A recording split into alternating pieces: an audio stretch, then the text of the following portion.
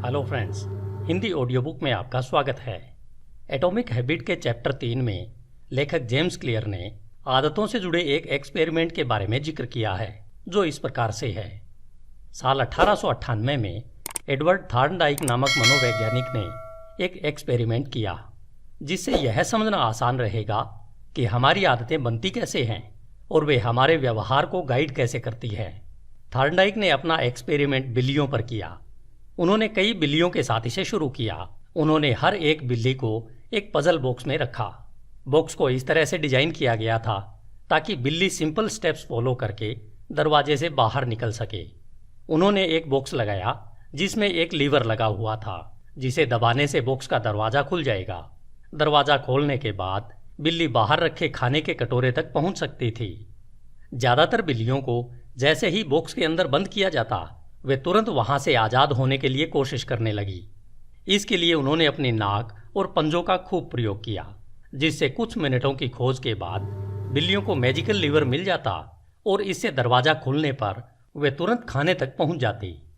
Thorndike ने अपने परीक्षणों को कई बार दोहराया। वह बिल्लियों के हर व्यवहार को ट्रैक किया। शुरुआत में बिल्लियों ने बॉक्स में घूमना शुरू किया, लेकिन जैसे जैसे लीवर दबा वह दरवाजा खुला, तो यह प्रोसेस सीखने की शुरुआत हुई। धीरे धीरे प्रत्येक बिल्ली यह समझने लगी कि लीवर दबाने से इनाम के रूप में खाना मिलेगा। 20 से 30 परीक्षणों के बाद यह व्यवहार और आदत इतने ऑटोमेटिक हो गए कि अब बिल्लियां कुछ ही सेकंड में बाहर निकल सकती थी। थॉर्नडाइक ने उदाहरण के तौर पर बताया कि 12 नंबर बिल्ली ने यह काम करने के लिए पहले तो 160 सेकंड का समय लिया, लेकिन जैसे जैसे परीक्षण बढ़ते गए वैसे वैसे यह समय घटता गया, जो 90 सेकंड, 30 सेकंड, 60 सेकंड, 15, 28, 20, 14, 5, 10, 8, 6 और 7 सेकंड रहा। पहले 3 परीक्षणों के दौरान बिल्लियों के बचने का औसत समय 1.5 मिनट का रहा, लेकिन बाद के 3 परीक्षणों के दौरान यह औसत समय घटकर 6.3 सेकंड ही रह गया। जैसे जैसे अभ्यास बढ़ता गया, प्रत्येक बिल्ली ने कम गलतियों के साथ काम को जल्दी से जल्दी ऑटोमेटिक रूप से किया। उन्होंने गलतियों को न दोहराते हुए सीधे सॉल्यूशन पर काम करना शुरू कर दिया। इस अध्ययन से थॉर्नडाइक ने लर्निंग प्रोसेस के बारे में बताते हुए कहा कि जब हम किसी प्रोसेस को बार बार दोहराते हैं तो उससे गलतियां कम और संतोषजनक परिणाम उत्पन्न होने की संभावना ज़्यादा रहती है। हमारे जीवन में हैबिट्स कैसे डेवलप होती है, इस चर्चा में थॉर्नडाइक का प्रयोग एकदम सटीक उदाहरण है। यह हमें कुछ बुनियादी सवालों के जवाब भी देता है, जैसे हैबिट्स क्या है तथा ब्रेन उन्हें डेवलप करने में इतने टालमटोल क्यों करता रहता है। आदत एक ऐसा व्यवहार है जिसे बार बार दोहराने से वह ऑटोमेटिक बन जाता है। हैबिट्स फॉर्मेशन की प्रोसेस ट्रायल एंड एरर से शुरू होती है। जीवन में जब भी हम किसी नई स्थिति का सामना करते हैं, तब हमारे दिमाग को यह डिसीजन लेना होता है कि मैं इस पर कैसे रिस्पॉन्ड करूं। जब भी हमारे सामने कोई नई सिचुएशन आती है, तब हमें यह पता नहीं होता कि इसे कैसे सोल्व किया जाए। थॉर्नडाइक के बिल्लियों की तरह पहले हम केवल चीज़ों को समझने की कोशिश करते हैं कि कौन सा तरीका काम करेगा। इस दौरान हमारे ब्रेन में न्यूरोलॉजिकल एक्टिविटी ज़्यादा होने लगती है।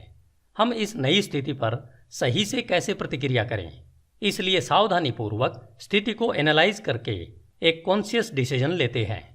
हमारा माइंड इस दौरान बहुत सारी नई जानकारियां इकट्ठी कर रहा होता है और यह सब समझने की कोशिश कर रहा होता है। इस समय दिमाग most effective course of action के लिए सीखने की प्रोसेस से गुजर रहा होता है। कभी कभी लीवर दबाने की तरह हम भी तुरंत एक उपाय सोच लेते हैं। जब हम अचानक समाधान खोज लेते हैं, तब हम अगली बार सोचने की रणनीति में कुछ परिवर्तन करते हैं। फिर जब भी ऐसी सिचुएशन बनती है, तब हमारा ब्रेन तुरंत उन समाधानों को कैटलॉग करना शुरू कर देता है, और जब इसी तरह की कोई समस्या फिर से आती है तो यह अचानक से कहता है कि 1 मिनट रुको, पहले जब रिजल्ट्स अच्छा आया था तब उससे पहले मैंने क्या किया था। सभी ह्यूमन बिहेवियर के पीछे ट्राई करना, फेल होना, सीखना और कुछ अलग से ट्राई करना आदि एक फीडबैक लूप होता है। प्रैक्टिस से यूजलेस मूवमेंट कम होने लगते हैं और यूजफुल एक्शन रीइंफोर्स होते जाते हैं, और इससे एक हैबिट का फॉर्मेशन होना शुरू हो जाता है। जब भी हमें किसी समस्या का बार बार सामना करना पड़ता है, तो हमारा दिमाग इस हल करने की प्रोसेस को ऑटोमेटिक रूप से शुरू कर देता है। हम जिन समस्याओं से रोजाना स्ट्रेस फेस करते हैं उनके लिए हमारा ब्रेन ऑटोमेटिक सॉल्यूशन की एक सीरीज बना देता है।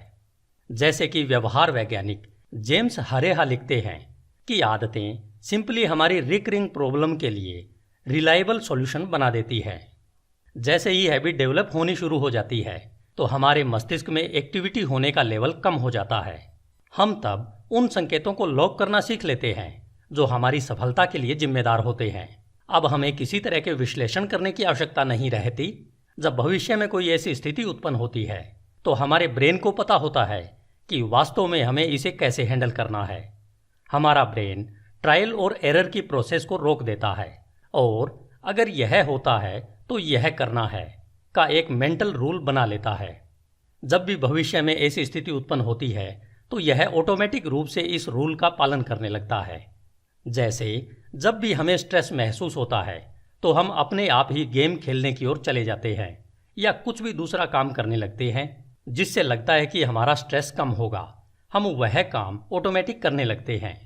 जब भी एक आदत डेवलप हो जाती है तब उसके बाद इसके लिए अलग से एफर्ट्स करने की आवश्यकता नहीं होती, बल्कि यह ऑटोमेटिक होने लगती है। हैबिट्स और कुछ नहीं बल्कि एक्सपीरियंस से सीखे गए मेंटल शॉर्टकट होते हैं। अगर दूसरी तरह से कहा जाए तो हैबिट्स सिर्फ उन स्टेप्स की एक मेमोरी होती है जिन्हें हमने पहले कभी किसी समस्या को हल करने के लिए अपनाया था। जब भी स्थितियां उचित हों आप इस पर प्रयोग करके देखें, आप हमेशा इसे सही पाएंगे। हैबिट्स बनाना हमेशा अविश्वसनीय रूप से यूजफुल होता है, बस इसमें हमारा कॉन्शियस माइंड अड़चन पैदा करता है क्योंकि यह केवल एक समय में एक समस्या पर फोकस कर सकता है। इसका मतलब है कि हमारा ब्रेन हमेशा मोस्ट एसेंशियल टास्क यानी सबसे जरूरी काम को सबसे पहले करता है। हमारा चेतन मन हमेशा इस तरह काम करता है कि ये काम अवचेतन मन ऑटोमेटिक रूप से करने लगे ताकि ये काम अवचेतन मन को सौंपकर आपका चेतन मन किसी दूसरे जरूरी टास्क पर काम कर सके, और यह लूप इसी तरह से जीवन भर चलता रहता है। हैबिट्स की वजह से सक्सेस हुए लोग भी इनके बेनिफिट्स को लेकर इस तरह से तर्क देते हैं, जैसे हैबिट्स की वजह से लाइफ नीरस हो जाती है। मैं अपनी जीवन शैली में अपने आप को एक कबूतर की तरह नहीं फंसाना चाहता, मुझे जीवन का आनंद लेना है। इतना ज्यादा हैबिट्स में जीवन को जकड़ना मतलब जीवन का आनंद बर्बाद करने जैसा है, जो हमें बहुत मुश्किल से मिलता है। इस तरह के सवाल सही और गलत में एक विरोधाभास खड़ा कर देते हैं। हम सोचने लगते हैं कि मुझे आदत बनाने का चयन करना चाहिए या फिर फ्रीडम का। वास्तव में ये दोनों एक दूसरे के पूरक हैं। हैबिट्स फ्रीडम को रिस्ट्रिक्ट नहीं करती, वे तो फ्रीडम को पैदा करती है। जिन लोगों की आदतें खुद के कंट्रोल में नहीं होती उनके पास अक्सर बहुत कम फ्रीडम होती है। अच्छी फाइनेंशियल हैबिट के बिना हम हमेशा अगले रुपये के लिए संघर्ष करते रहेंगे। हेल्थ की अच्छी आदतों के बिना हम हमेशा एनर्जी की कमी फील करेंगे। एजुकेशन की अच्छी हैबिट्स के बिना हम हमेशा पिछड़ा हुआ महसूस करेंगे। जब हम छोटे छोटे कामों के लिए भी निर्णय नहीं कर पाते, जैसे मुझे बाहर काम करने के लिए जाना चाहिए, मुझे लिखना चाहिए, मुझे अपने बिलों का भुगतान समय पर करना चाहिए, तो हमें समझना होगा कि हमारे पास उतनी फ्रीडम नहीं है जितनी होनी चाहिए। हम केवल छोटी छोटी आदतों को डेवलप करने को अपने जीवन का मूल तत्व बनाकर अपने माइंड को फ्री करके खुलकर सोचना शुरू कर सकते हैं, वह क्रिएटिव बन सकते हैं। जब हम हैबिट्स को अपनी लाइफ का बेसिक फंडामेंटल बना लेते हैं तब हम कुछ नया करने, नई चुनौतियों को स्वीकार करने व उन्हें पार करने के लिए स्वतंत्र हो जाते हैं। सही आदतें बनाकर ही हम वर्तमान में रहकर अपने सुनहरे भविष्य का निर्माण कर सकते हैं। धन्यवाद।